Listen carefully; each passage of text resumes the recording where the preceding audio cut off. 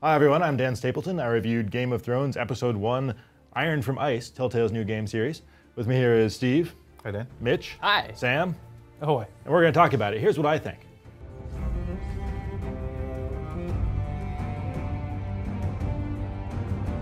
Tough decisions, well-acted original characters and interesting situations, and a strong, provocative ending kick off Telltale's new Game of Thrones series in a great way. Its nature as a side story to the HBO show means we won't get to decide the fate of Westeros. But this introduction is convincing evidence that the future of House Forrester puts enough at stake to make choices matter. So what do you guys think of the art style and atmosphere of this game? How well does it capture the Game of Thrones vibe? Well, Telltale's always had sort of a abstract, stylized take on a lot of these games with the cel-shaded stuff, with Fable, and then some of the other games they've made. But I really like the sort of brush, painterly style of this game. It worked really well for me. But I do recall you saying in the review that in the background, when they were kind of moving, it's a little jittery, and that was a little distracting for me. Yeah, and I really couldn't get behind it the same way you could. I think the characters look really good. In Telltale fashion, they do a really good job of stylizing a human being. Yeah, we got Dink up there. Yeah, they make people look dirty, and they make them look like they live in this like really dark world, and they're very expressive. The animation of the faces is always really good, but the environments and all the sets mostly just fell flat for me. They look kind of washed out and like they belonged in a different game, and it was super distracting for me the whole time. So one thing that I noticed is that when we were analyzing this game's trailers and the little pieces of art that came out ahead of time, I really noticed the art style, and I thought, oh, they're going to do a lot with this. It's going to be really neat. I just completely forgot about that while I was playing this game, and I was so focused on the characters and the dialogue, what was going on. I barely noticed, a single artistic moment in it. I did notice that some of the faces of very familiar characters were a little bit uncanny valley. Mm-hmm. They're close, but not quite there. Ramsay Snow looking a little fat. Yeah, a little bit too bearded too. Yeah, Cersei looks a little strange. She kind of has a caveman brow. But that also says to me that the art style was good enough that I forgot about it and only cared about the characters and what they were doing. Yeah, I really paid attention to it. I mean, especially like you can see the detail on the tunic there, the jerkin, or whatever it is that he's wearing. I like that probably nuance. boiled leather.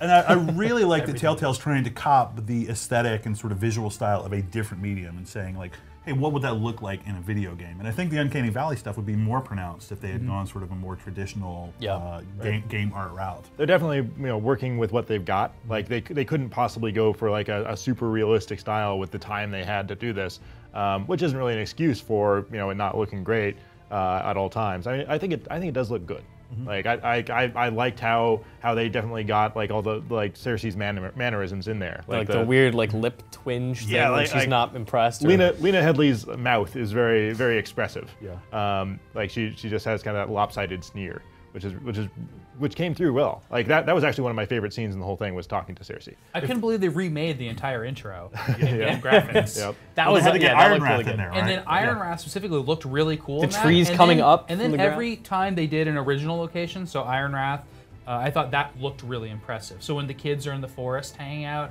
that was a neat Endor-like set. And then and it felt like a new novel Game of Thrones area. Mm-hmm. Like the desert is when the first time you go there, like, oh, this doesn't feel like fantasy anymore. And I really liked how it just felt like different.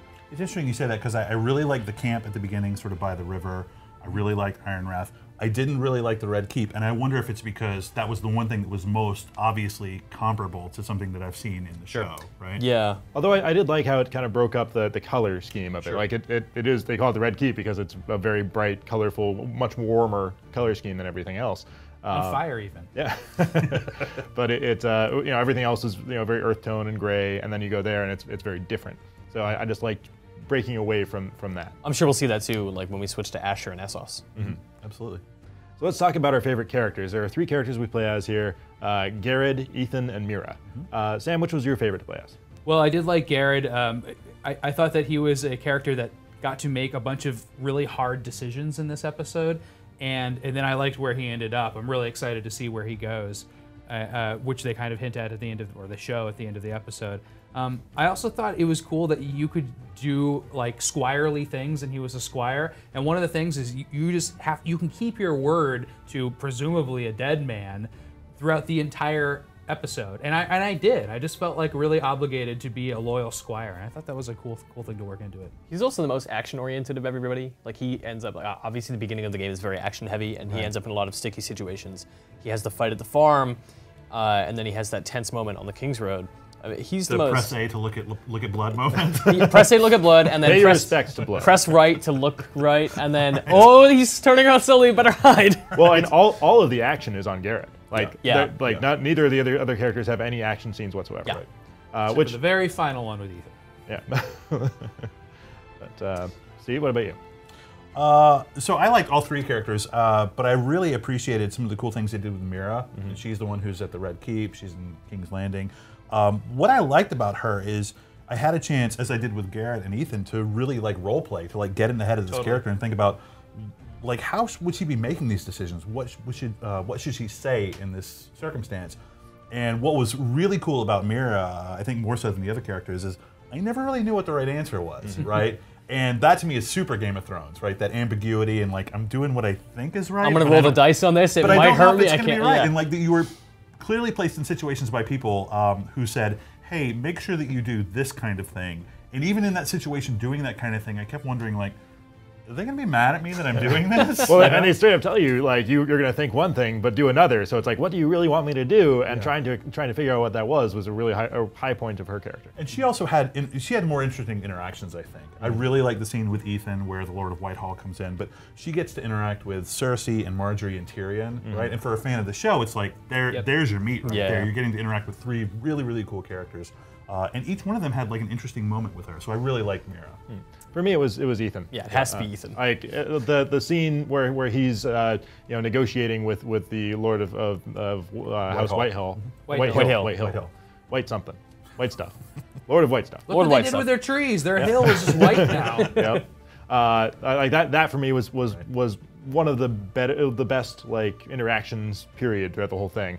And I actually found kind of the interactions with the cast members from Game of Thrones a little bit distracting, just because I was kind of judging how well they were rendered in this game, as opposed to just looking at like how these original characters interact and how they're talking to each other without any preconceived notions of how that should go. Plus, we know the events that happened to those characters, so it made me think like, well, And that's I'm why not I gonna didn't side with Marjorie. Yeah. Like, why would I do that? You're not going to become queen. One cool thing that I think worked with she might. Ethan is Ethan copped a real serious like Robb and Bran Stark vibe. So it didn't let you be those characters, but it puts you in that situation of like you're this young guy now, and all this power is put upon you. And I really grappled with that. I was really invested I in it. loved his struggle with I'm young and I'm playing with my siblings in the forest, but also I have a duty, and how far am I willing to go to fulfill that, and what will I do to protect my family while doing this against a threat like Ramsay Snow?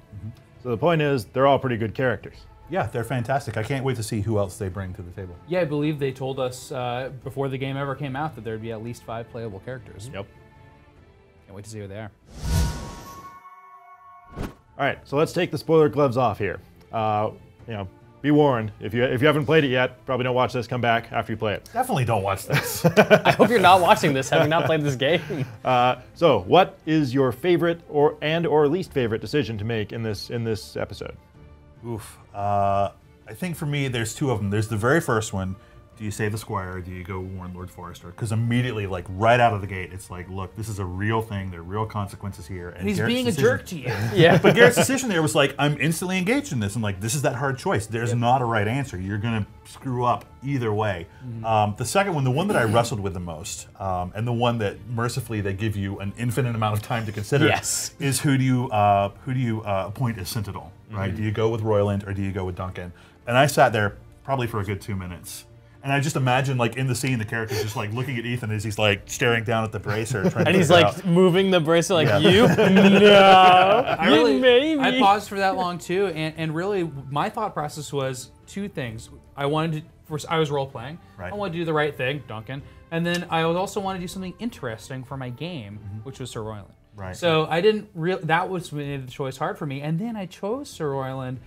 And then I regretted it, and I made I didn't really regret it, but I made my decisions seem like they're Duncan's decisions. And then there's a little scene where he comes in, he's like, you still seem pretty undecided. The same thing happened to me. Wow. Yep. Yeah, they came back and they're like, you seem really confused about what you just did. And I picked him for the same reason, because I thought, I agree with Duncan. I can support Duncan's point of view in my discussions with Sir Royland, but maybe Sir Royland brings something different to the table that will sort of act as a nice balance to me. And then, of course, at the end of the episode, you're like, well, I guess Sir Royland's in charge now. Yeah, see, and that's my thing, is like, I didn't hesitate there. Like, that was a really challenging choice where it's like, I hurt Royland, and I think he would be good for the job, but I just think Duncan is right. So I chose Duncan instantly. And then the moment that episode ended and the dagger is in Ethan's throat, I was like, ugh. Maybe I should have picked Royland. Maybe Royland should be leading us from here on out. I don't know.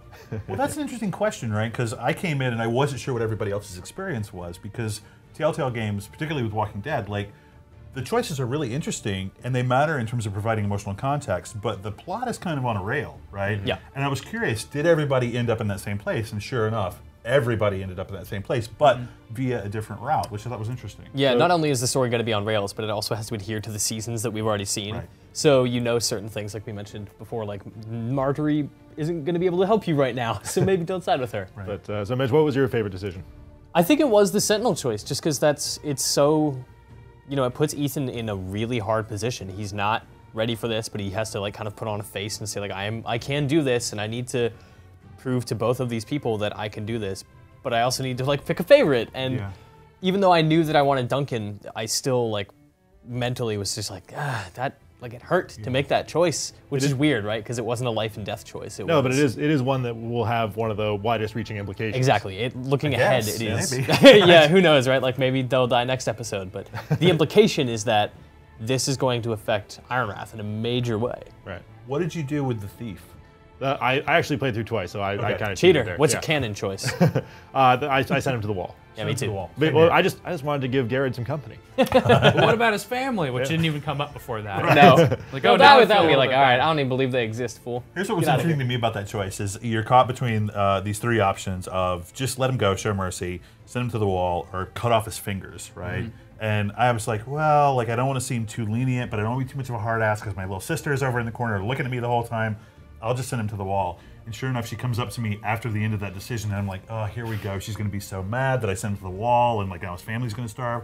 And she's like, why weren't you meaner to that guy? Wow. I was like, wow, that's super Game of Thrones. Sam, how about your favorite decision? So mine is a decision that hasn't had any ripples yet, and that's that when you are playing as Mira and you're in Marjorie's quarters, or there's a kind of a map of the wedding seats, and there's a key on it, and there's a seal, and you can take those. And you presumably can't do anything with them in this game that I could figure out. Yeah. But what does that mean for the next game? And it occurs to me like in Chrono Trigger, you can take stuff at the beginning of the game just because you're learning the game, and of course that comes back later when this judge says like, and then you stole the pie. Well, it's like I just pressed A because I said I could at the pie, you know. And so You're like a child, Sam. but then I also know that I could be forging stuff maybe with the seal, or maybe I could be breaking in somewhere later. So I didn't know whether to take those so I could have cooler gameplay later or to leave them because I was a good person. And that's an interesting thing too, is because Mira is like trying to be prim and proper and pure this entire time, but she also, you know, like the rest of them, has to do something to save her family. Yep. And are you going to sub a Tyrion? Are you going to potentially screw over Marjorie? Are you going to lie to the crown? Like that's awesome. Yeah, I mean, my favorite decision was how to interact with Cersei and how far to bend to appease her. Yeah.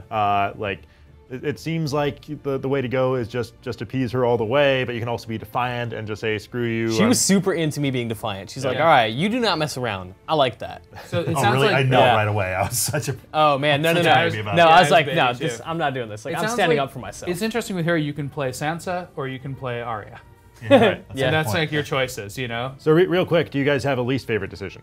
'Cause I do. I think we're all kind of unified in the idea that holding, like, why would you ever give up Lord Forrester's secret? Yeah, that's ridiculous. They didn't give you any reason to want to spill those beans, except just like, well, duh, I forgot. But his wife does ask you, hey, did he have any last words? I felt like there was a little pressure there, but it didn't mean anything. But it would have been real, like, I think it's interesting that he specifically doesn't trust his wife. I think Right. that's a really interesting plot point that I hope they explore later, but I almost wish they had given you an incentive, like, to tell the wife. Like, what if she had offered you something, like, for that information? Like a pie. Ooh! And one thing that I thought was interesting is if you do tell the Maester and then you tell Duncan that you told the Maester, he's like, oh, I don't trust him with that information at all. I also don't like, trust that Maester. Yeah, the Maester. Something's up with that Something's up dude. with him. He's too young. Yeah. Where's his chains? So that was our thoughts on Game of Thrones Episode 1, Iron from Ice. Tell us what you think. Weigh in the comments and check out the full review on IGN.com.